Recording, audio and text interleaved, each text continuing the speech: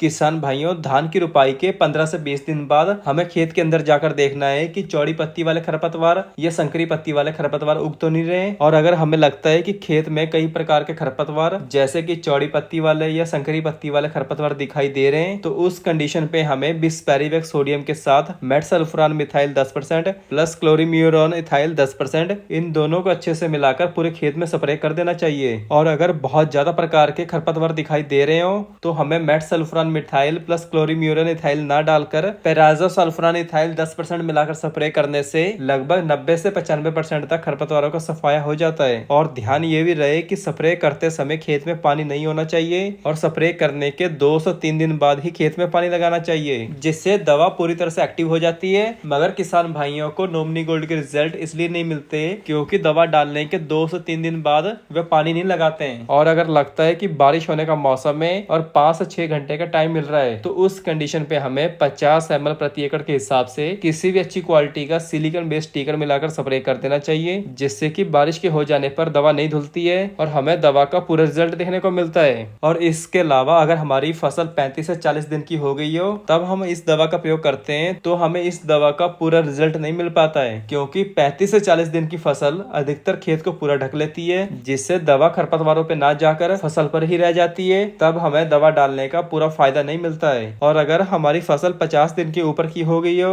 तब हमें किसी भी खरपतवार नाशी दवा का इस्तेमाल नहीं करना चाहिए, क्योंकि इस समय तक ज्यादातर दवा हमारी फसल की पत्तियों पर ही रह जाती है, जिससे हमारी फसल को फायदे की जगह बहुत ज्यादा नुकसान हो सकता है और फसल का रंग भी हल्का फुल्का पीला पड़ सकता है और फिर बाद में पैदावार में भी काफी गिरावट देखने को मिलती है। तो इस कंडीशन पे अगर रुपाई के 50 दिन के बाद खरपतवार बहुत ज्यादा दिखाई दे रहे हो तो फिर हमें खेत में निराई करवा के खरपतवारों को निकलवा देना चाहिए। तो आज हम धान की फसल में बिस्पेरिवेक्स सोडियम के बारे में कुछ मुख्य बातों पर डिस्कस करेंगे, जो कि हर एक किसान भाई को अच्छे से पता होना चाहिए कि इसका स्प्रे करने का सही समय, सही विधि और सही मात्रा क्या रहेगी और इसके साथ कौन कौन से टेक्निकल मिलाकर स्प्रे कर सकते हैं। मगर वीडियो शुरू करने से पहले जो किसान वीर हमारी वीडियो पहली बार देख रहे हैं तो आप भी हमारा चैनल सब्सक्राइब कर लीजिए, जिससे आपको हर एक फसल के बारे में सही टाइम पे सही जानकारी मिलती रहे। तो चलिए जानते हैं कि धान की फसल में नोमनी गोल्ड ये काम कैसे करता है। तो किसान भाइयों, ये जो नोमनी गोल्ड है ये एक post emergent broad spectrum systemic herbicide है। मतलब धान की फसल में इसकी स्प्रे करने से ये लगभग सभी प्रकार के खरपतवारों की पत्तियों द्वारा पूरे पौधों में फैल जाती है और बाद में जड़ तक जाके खरपतवारों को जड़ से खत्म कर देती है। और इसमें जो टेक्निकल आता है वो है बिस्पेरिवेक्स सोडियम 10%, और ये ऐसी फॉर्मुलेशन में आता है जो कि सफेद गाढ़े रंग का लिक्विड फॉर्म में होता है। अब बात करते हैं इसका प्रयोग करने की सही विधि के बारे में। तो स्प्रे करने से पहले नोमनी गोल्ड की बोतल को अच्छे से हिलाएं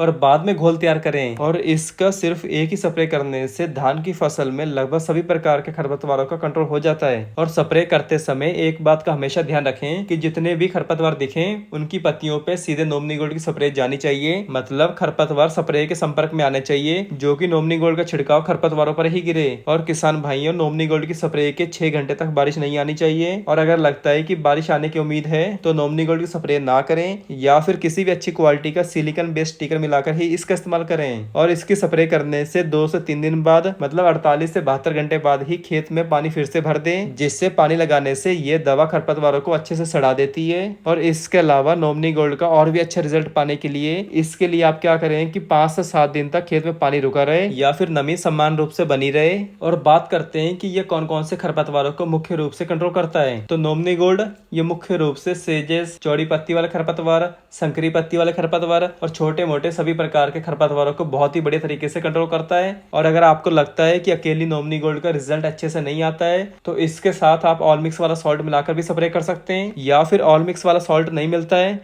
तो आप यूपीएल का साथी वाला सॉल्ट मिलाकर भी स्प्रे कर सकते हैं, जिससे कि लगभग सभी प्रकार के खरपतवार साफ हो जाते हैं। और इसकी स्प्रे करने के बाद ये दवा खरपतवारों में बहुत जल्दी पत्तियों द्वारा अवशोषित हो जाती है, भले ही 6 घंटे के बाद बारिश आ जाए। और बात करते हैं कि नोमनी गोल्ड की स्प्रे करते समय हमें कौन कौन सी सावधानियां बरतनी चाहिए। तो किसान भाइयों, नोमनी गोल्ड को रेत, बालू या उर्वरक के साथ प्रयोग नहीं करना चाहिए और ना ही इसे बोतल से डालना चाहिए। तो इसे केवल स्प्रे के द्वारा ही इस्तेमाल करना चाहिए। और अगर खरपतवार पानी में डूबे हुए हैं तो नोमनी गोल्ड की स्प्रे बिल्कुल भी ना करें, मतलब खरपतवार पानी से बाहर होना चाहिए ताकि नोमनी गोल्ड की स्प्रे खरपतवारों की पत्तियों पर अच्छे से गिर सके। और नोमनी गोल्ड के साथ आप अन्य खरपतवार नाशक दवा का इस्तेमाल भी कर सकते हैं, कोई दिक्कत नहीं है। और इसके अलावा नोमनी गोल्ड का प्रयोग हमें धान की नर्सरी में या रुपाई की हुई धान की फसल में या सीधी बुआई वाली धान की फसल में हम नोमनी गोल्ड का इस्तेमाल कर सकते हैं। और अब बात करते हैं इन सब की मात्रा के बारे में। तो नोमनी गोल्ड की मात्रा रहेगी 100 से 120 ml प्रति एकड़। और अगर हमें नोमनी गोल्ड के साथ मेट सल्फरान मिथाइल प्लस क्लोरीम्यूरन इथाइल मिलाना हो तो इसकी मात्रा रहेगी 8 ग्राम प्रति एकड़। या फिर अगर नोमनी गोल्ड के साथ पैराजोसल्फरान इथाइल 10% का इस्तेमाल करना हो तो इसकी मात्रा हमें लेनी चाहिए 50 से 80 ग्राम प्रति एकड़, क्योंकि इसकी मात्रा डिपेंड करती है कि हमारे खेत में खरपतवार कम है या ज्यादा है। और अगर लगता है कि खरपतवार कम है तो हम पैरासल्फरान इथाइल की मात्रा 50 ग्राम प्रति एकड़ ले सकते हैं। और अगर लगता है कि खरपतवार बहुत ज्यादा है तो हम 80 ग्राम प्रति एकड़ भी ले सकते हैं, जो कि मोथा हो या चौड़ी पत्ती वाले खरपतवार हो सभी को बहुत ही बढ़िया तरीके से सफाया कर देती है। और बात करते हैं कि हमें पानी कितना लेना चाहिए। तो हमें पानी की मात्रा लेनी चाहिए 150 लीटर प्रति एकड़। तो किसान वीरों, ये सब कुछ था कि धान की फसल में नोमनी गोल्ड के साथ कौन कौन से टेक्निकल का इस्तेमाल कर सकते हैं और क्यों कर सकते हैं। धन्यवाद।